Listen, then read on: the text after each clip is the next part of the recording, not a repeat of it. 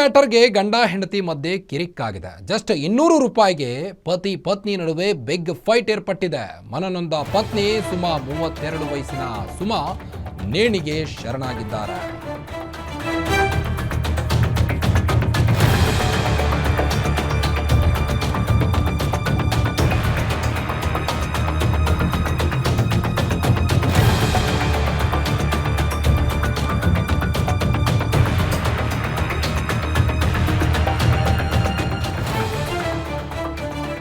ಬರ್ತಾ ಬರ್ತಾ ಕಾಲ ಯಾಕೋ ಸೂಕ್ಷ್ಮ ಆಗ್ತಾ ಇದೆ ಅನ್ನೋದು ಇಲ್ಲಿ ತಿಳಿದು ಬರ್ತಾ ಇದೆ.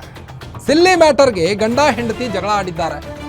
ಜಸ್ಟ್ 200ಗೆ ಪತ್ನಿ ಸೂಸೈಡ್ ಮಾಡಿಕೊಂಡಿದ್ದಾಳೆ. ನೆಲಮಂಗಲದ ಬ್ಯಾಡರಹಳ್ಳಿಯಲ್ಲಿ ಆದಂಥ ದುರಂತ ಘಟನೆ ಇದು. ಸಿಲ್ಲಿ ಮ್ಯಾಟರ್ಗೆ ಗಂಡ ಹೆಂಡತಿ ಮಧ್ಯೆ ಬಿಗ್ ಫೈಟ್ ಏರ್ಪಟ್ಟಿರುವಂಥದ್ದು. ಜಸ್ಟ್ 200 ರೂಪಾಯಿಗೆ ಪತಿ ಪತ್ನಿ ನಡುವೆ ಬಿಗ್ ಫೈಟ್ ಆಗಿದೆ. ಮನನೊಂದ ಗೃಹಿಣಿ ಸುಮಾ 32 ವರ್ಷದ ಸುಮಾ ಎಂಬಾತರು ನೇಣಿಗೆ ಶರಣಾಗಿರುವಂಥದ್ದು. ನೀವು ಒಂದು ವಿಂಡೋದಲ್ಲಿ ಗಮನಿಸಬಹುದು. ಮೃತಪಟ್ಟ ಸುಮಾರನ್ನ 2 ಮಕ್ಕಳನ್ನು ಬಿಟ್ಟು ನೇಣಿಗೆ ಶರಣಾಗಿದ್ದಾರೆ.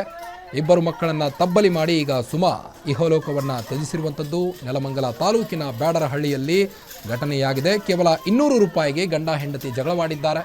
ಇದೊಂದು ಸಿಲ್ಲಿ ಮ್ಯಾಟರ್ ಇದೆ. ಆ್ಯಕ್ಚುಲಿ ಪತಿಯ ಕಣ್ತಪ್ಪಿಸಿ 1300 ರೂಪಾಯಿ ಮನೆಯಲ್ಲಿಟ್ಟಿದ್ದಂಥ ಪತ್ನಿ 1300 ರೂಪಾಯಲ್ಲಿ 200 ರೂಪಾಯಿ ಸ್ವಂತ ಖರ್ಚಿಗೆ ಬಳಸಿದ್ದಂಥ ಪತಿ.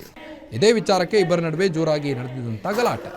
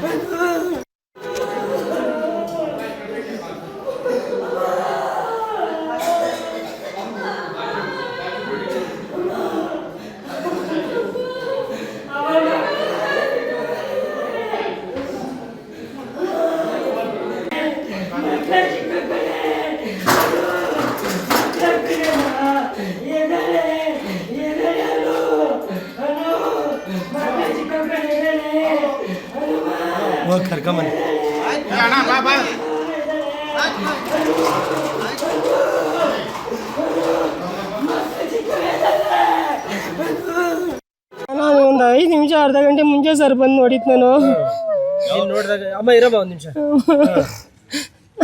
ನೋಡಿದಾಗ ಯಾವ ರೀತಿ ಸರ್ ನನ್ನ ಮಕ್ಕಳು ಹೇಳಿಬ್ರು ಆಚೆ ಅಮ್ಮ ಅಮ್ಮ ಅಂತಿದ್ರು.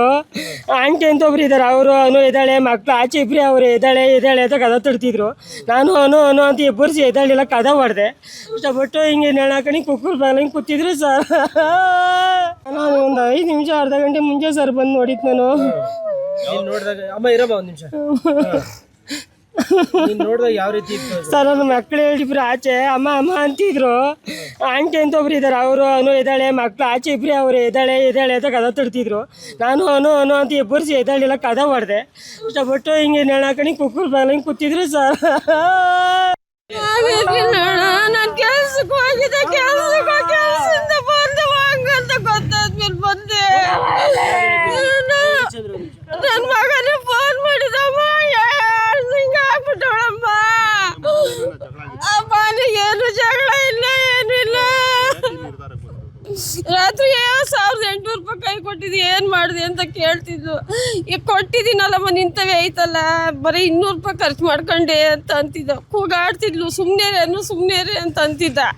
ಕಿರ್ಚಾಡ್ತಿದ್ಲು. ಆಚೆ ಬಂದ್ರೆ ಜೋರಾಗಿ ಕಿರ್ಚಾಡ್ತಾಳೆ, ಕೈ ಕುಯ್ಕೊಳ್ಳೋದು ಹಿಂಗೆಲ್ಲ ಮಾಡ್ತಾಳೆ ಅಂದ್ಬಿಟ್ಟು ನಾವು ಆಚೆಗೆ ಬಿಟ್ಟೆಲ್ಲ ಚಿಲ್ಕಾಕೊಂಡು ಒಳಗೆ ಮಾತಾಡಿ ಸಮಾಧಾನ ಮಾಡಿ ಮನಗಿಸ್ದೆ. ಮನೆಕೊಂಡು ಊಟ ಮಾಡಿ ನಾನು ಬೆಳಗ್ಗೆ ಅದು ಕೆಲ್ಸಕ್ಕೆ ಹೋಗ್ತೀನಿ. ನಾನು ಮಗಿಗೆ ಔಷಧಿ ಏನಾನ ಕೊಡ್ಸಮ್ಮ, ಮಗಿಗೆ ಹುಷಾರಿರ್ಲಿಲ್ಲ, ಅವಳಿಗೂ ಹುಷಾರಿರ್ಲಿಲ್ಲ. 3 ಜನಕ್ಕೂ ಕರ್ಕೊಂಡೋಗಿ ಹಾಸ್ಪಿಟ್ಲಿಗೆಲ್ಲ ತೋರ್ಸ್ಕೊಂಡು ಕರ್ಕೊಂಬಂದು ಮೊನ್ನೆ ದಿನ ಮಗಿಗೆ ಔಷಧಿ ಕೊಡ್ಸಮ್ಮ ಅಂತ ಹೇಳ್ಬಿಟ್ಟು ನಾನು ಕೆಲ್ಸಕ್ಕೆ ಹೊರಟೋದೆ.